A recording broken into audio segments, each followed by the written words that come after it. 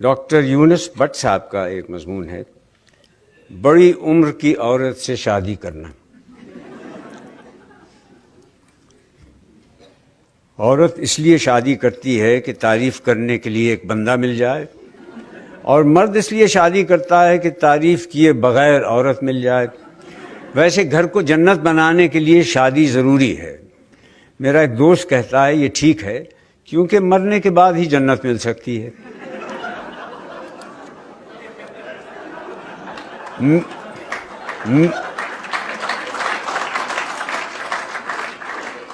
میرے خیال میں تو کمارا احمق ہوتا ہے، لیکن میرا دوست کہتا ہے کہ کمارا احمق ہوتا ہے مگر اسے اپنے احمق ہونے کا پتہ تب چلتا ہے جب وہ شادی کرتا ہے۔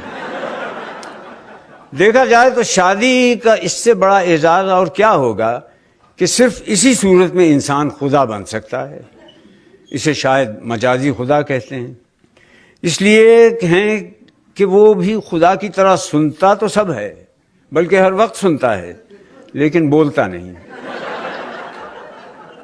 پہلے میرا بھی یہی خیال تھا کہ ہر عورت شادی کرے مگر کوئی مرد شادی نہ کرے، لیکن اب میں کہتا ہوں کہ ہر مرد کو بڑی عمر کی عورت سے شادی کرنا چاہیے۔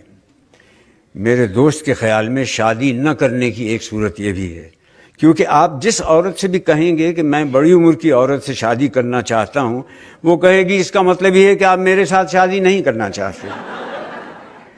پھر بڑی عمر کی عورت سے شادی کرنا محکمہ آثار قدیمہ کے ملازمین کے لیے تو ٹھیک ہے کہ جوں جوں چیز پرانی ہوتی جاتی ہے اس میں ان کی دلچسپی بڑھتی جاتی ہے۔ بڑی عمر کی عورت سے شادی کر کے آپ حضرت آدم علیہ السلام کی طرح دنیا کے ان خوش نصیب خاوندوں میں سے ایک ہوں گے جن کی یہاں ساس نہیں ہوتی، ورنہ جب تک سانس تب تک ساس۔ پھر آپ کو بیوی کا حکم مانتے ہوئے بھی شرم نہیں آئے گی، کیونکہ حکم ہے کہ بڑوں کی حکم عدولی نہ کرو۔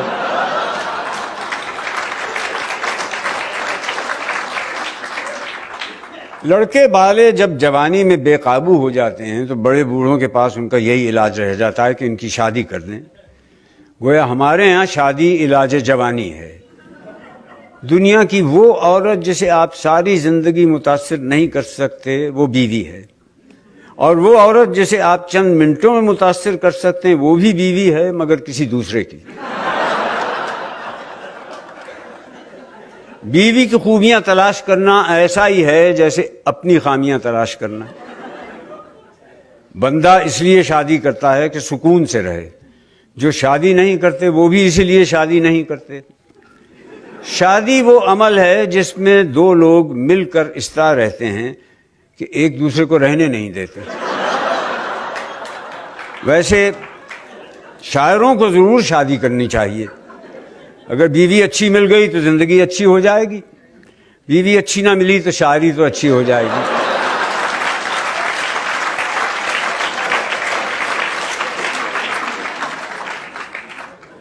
بیوی سے بحث میں ہارنے سے زیادہ بے عزتی والی بات ہے اس میں بحث سے جیتنا۔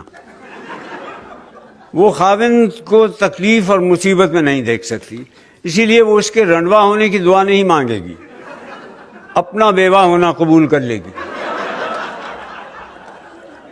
ویسے اگر عورت اپنے مرد سے بھی اسی اخلاق سے پیش آئے جس سے وہ اجنبی مردوں سے ملتی ہے تو اسے کبھی طلاق نہ ہو۔